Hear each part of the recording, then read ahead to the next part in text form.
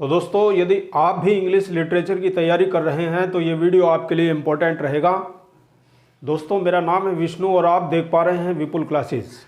जैसा कि आपको पता है कि हमारी हिस्ट्री ऑफ इंग्लिश लिटरेचर की सीरीज जो है वो चल रही है। ये बहुत ज़्यादा इम्पोर्टेंट रहने वाली है, विशेष रूप से हमारे टीजीटी और पीजीटी के स्टूडेंट्स के लिए। लेकिन यदि किसी और एग्ज़ाम में भी ये हिस्ट्री ऑफ इंग्लिश लिटरेचर पूछा जाता है तो वो भी वीडियो का आनंद लें और एक पूरे इंटरेस्ट के साथ अपने कॉन्सेप्ट को क्लियर करें। दोस्तों, तो आज के इस वीडियो लेक्चर में हमें क्या पढ़ना है? आज के इस वीडियो लेक्चर में हम आपको बताएंगे Geoffrey Chaucer and his important works, जो अक्सर एग्जामिनेशन में पूछा जाता है। तो आइए आपको लिए चलते हैं जॉफ्री चौसर के एज में। देखिए दोस्तों, जॉफ्री चौसर का जो जन्म हुआ था उसके जन्म के ऊपर विवाद है। कुछ लोग मानते हैं कि 1340 में उनका जन्म हुआ था, लेकिन कुछ लोग मानते हैं कि उनका जन्म 1343 में हुआ था। लेकिन उनकी डेथ निश्चित है दोस्तों। उनकी डेथ के बारे में कहा जाता है कि उनकी डेथ जो हुई थी वो 1400 में हुई थी, यानी 1400 में उनकी मृत्यु हुई थी। जॉफ्री चौसर के पिता का नाम था जॉन चौसर, जो शराब का बिजनेस किया करते थे दोस्तों, और वो एडवर्ड थर्ड के बटलर भी थे, यानी एडवर्ड थर्ड के दरबारी भी थे। और उस समय दरबार में ये प्रथा हुआ करती थी कि अगर कोई भी दरबारी होता था तो उसकी जो संतान होती थी, अर्थात जो उसका बेटा होता था, तो उसको मौका दिया जाता था राजकुमारों के साथ शिक्षा लेने का। तो यही कारण था दोस्तों कि जॉफ्री चौसर जो हमारे हैं वो तीनों भाषाओं में दक्ष हो गए थे, यानी वो 3 भाषाओं के जानने वाले थे, लैटिन, फ्रेंच और इंग्लिश। तीनों भाषाओं को वो जानते थे क्योंकि उन्हें मौका मिला था राजकुमारों के साथ, यानी प्रिंस के साथ शिक्षा लेने का। तो दोस्तों, जॉफ्री चौसर जो थे वो हमारे सिविल सर्वेंट भी हुए थे। बहुत ज़्यादा इम्पोर्टेंट पोएट हैं अपने ज़माने के। तो उनके इम्पोर्टेंट वर्क्स के बारे में आज हमें डिस्कस करना है, जो अक्सर एग्जामिनेशन में बहुत ज़्यादा इम्पोर्टेंट रहते हैं। जॉफ्री चौसर के इम्पोर्टेंट वर्क्स के बारे में आइए दोस्तों पढ़ते हैं। सबसे पहले हम लेते हैं the book of duchess. The book of duchess जो लिखा गया था दोस्तों वो 1369-70 में लिखा गया था। द बुक ऑफ डचेस क्या है? ये एक इलेजी है। It's an elegy on the death of Blanche the duchess of Lancaster, यानी लैंकेस्टर की रानी ब्लांसे के ऊपर ये एक इलेजी लिखी थी जॉफ्री चौसर ने, जिनकी मृत्यु हो गई थी दोस्तों, जिनकी मौत हो गई थी, यानी ब्लांसे की मौत के ऊपर ये एक इलेजी है। और ब्लांसे की जो मौत हुई थी वो ब्लैक डेथ में हुई थी। और ब्लैक डेथ जैसा कि आप जानते ही हैं, हमने आपको पहले भी बताया था, तो ब्लैक डेथ एक महामारी थी जो चूहों के प्लेग की वजह से आ गई थी दोस्तों, जिसमें बहुत सारे लोगों की मृत्यु हुई थी। तो इसमें ये जो रानी है, लैंकेस्टर की रानी ब्लांसे, इनकी मृत्यु हो गई थी और इनकी मृत्यु के ऊपर उन्होंने ये इलेजी लिखी थी, the book of duchess. Next work पर आते हैं। नेक्स्ट वर्क है दोस्तों उनका, जो 74 में लिखना उन्होंने स्टार्ट किया था, लेकिन उसको कंप्लीट कर पाए थे 1385 में, यानी 1374 से स्टार्ट किया गया था और 1385 में उन्होंने इसको कंप्लीट किया था, जिसका नाम था the house of flame. The house of flame एक इम्पोर्टेंट पोएम थी, बहुत लॉन्ग पोएम है और ये 3 बुकों में लिखी गई थी दोस्तों। ये लगभग ओवर 2000 लाइन्स हैं दोस्तों। तो ये 3 बुकों के अंदर हैं। और इसमें क्या होता है कि जॉफ्री चौसर जो पोएट हैं वो सो जाते हैं, अपनी नींद में चले जाते हैं और नींद में तरह तरह के ख्वाब देखते हैं, यानी ड्रीम्स के ऊपर पूरी तरह से आधारित ये कविता है। आइए दोस्तों अगले इंपॉर्टेंट वर्क्स की तरफ चलते हैं। अगला इंपॉर्टेंट वर्क जो उनका आता है वो आता है द पार्लियामेंट ऑफ फॉल्स। बहुत ज़्यादा इंपॉर्टेंट है द पार्लियामेंट ऑफ फॉल्स। इसके अंदर आती हैं दोस्तों 699 लाइन्स। 699 लाइन्स की ये पोएम है, जिसका नाम अभी आपको मैंने बताया, द पार्लियामेंट ऑफ फॉल्स। इसके अंदर क्या होता है दोस्तों? इसके अंदर नेचर जो है, यानी प्रकृति जो है, पक्षियों की एक बहुत बड़ी, बहुत विशालकाय पार्लियामेंट को बुलाती है, यानी एक बहुत बड़े पक्षियों की मीटिंग बुलाती है और वहाँ पर वैलेंटाइन डे को सेलिब्रेट किया जा रहा है। यानी वैलेंटाइन डे है और वहाँ पर सेलिब्रेट करना है पक्षियों को और उन्हें जो है अपने अपने मेट्स को चूज़ करना है, अपने अपने मेट्स को चुनना है ना। तो the nature called a grand parliament of birds to celebrate Valentine's day by choosing their mates. तो दोस्तों वैलेंटाइन डे के ऊपर यानी ये जो है एक पोएम है, तो इसीलिए दोस्तों उसको कहा जाता है this poem has been called one of the most occasional words in English. तो इंग्लिश में one of the most occasional इस पोएम को कहा जाता है। और ये पोएम दोस्तों 7 लाइन स्टेंजा में लिखी गई है। तो 7 लाइन स्टेंजा को राइम रॉयल कहा जाता है। अब ये जान लीजिए, ये समझ लीजिए कि राइम रॉयल क्यों कहा जाता है, राइम रॉयल किसे कहते हैं। तो ये आपने जान लिया। देखिए 7 लाइन का जो स्टेंजा होता है उसको राइम रॉयल कहा जाता है। अगले इंपॉर्टेंट वर्क्स की तरफ चलते हैं। अगला जो इंपॉर्टेंट वर्क्स है दोस्तों वो आता है ट्रोइलस एंड क्रेसिडे।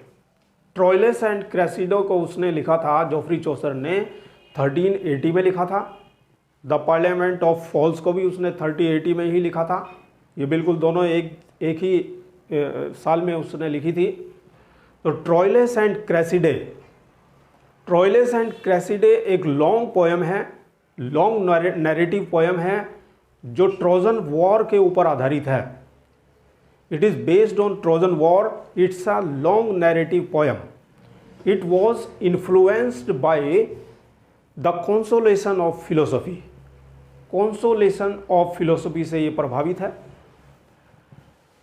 और दोस्तों some plot was taken from Boccaccio's इलेसर्टो, यानी जोफ्री चौसर ने प्लॉट जो लिया था वो बकैसियो के इलेसर्टो से लिया था, ट्रोइलस एंड क्रेसिडा का। तो ये एक इम्पोर्टेंट वर्क है। अगले इम्पोर्टेंट वर्क्स की तरफ बढ़ते हैं। अगला जो इम्पोर्टेंट वर्क है उनका वो आता है the legend of good women. The legend of good women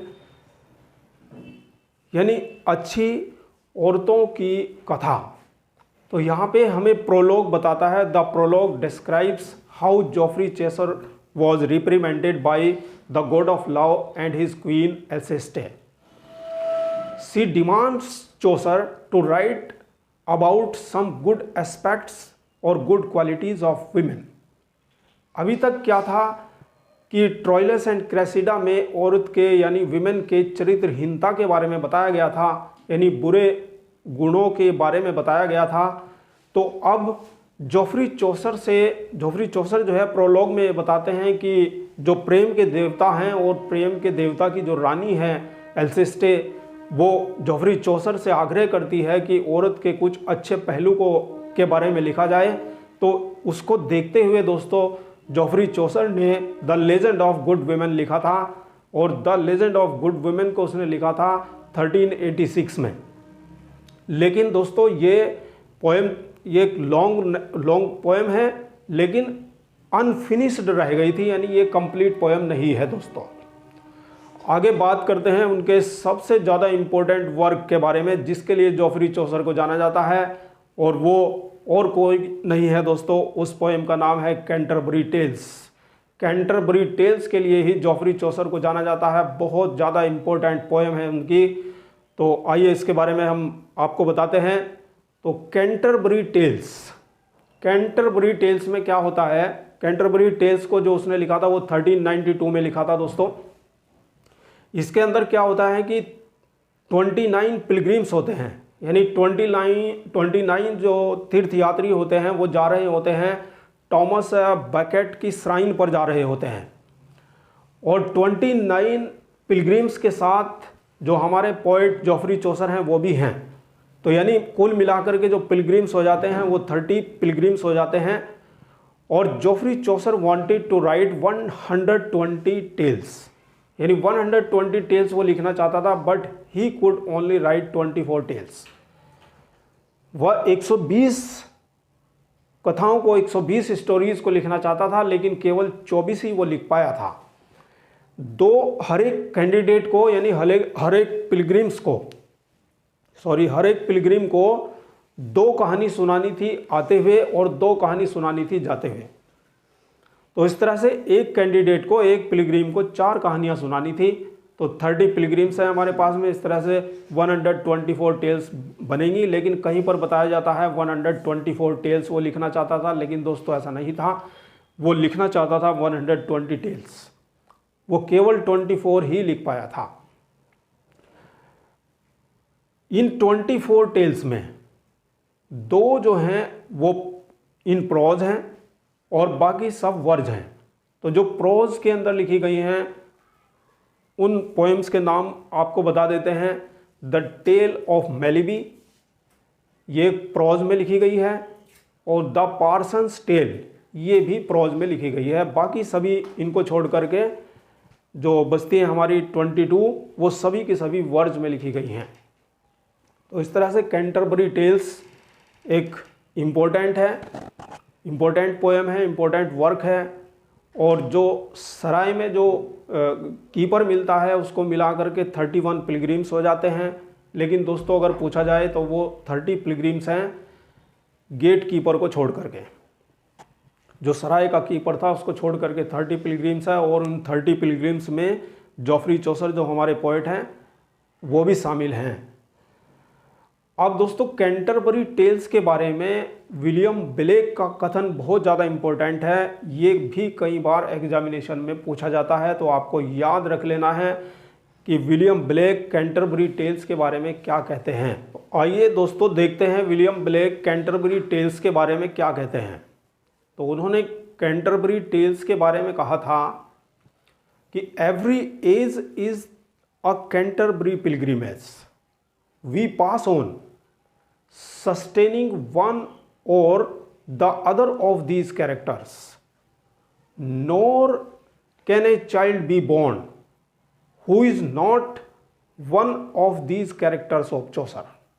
यानी साफ साफ उसने बताया कि हर एज जिसमें से हम गुजरते हैं वो हर एज कैंटरबरी पिलग्रिमेज है, जिसमें कोई ना कोई एक कैरेक्टर है, और कोई एक भी बच्चा ऐसा पैदा नहीं हुआ जिसके अंदर जॉफ्री चौसर के कैरेक्टरों में से कोई एक कैरेक्टर ना हो। तो दोस्तों ये वीडियो आपको कैसा लगा कमेंट सेक्शन में ज़रूर बताएं। यदि ये वीडियो आपको अच्छा लगा है तो इस वीडियो को कर दीजिए लाइक, और यदि आप इसी तरह से मेरे साथ लिटरेचर को पढ़ना चाहते हैं और अपने एग्ज़ाम को क्रैक करना चाहते हैं तो अभी के अभी इस चैनल को सब्सक्राइब कर लीजिए और पढ़ते रहिए विपुल क्लासेस में। Thank you very much for watching.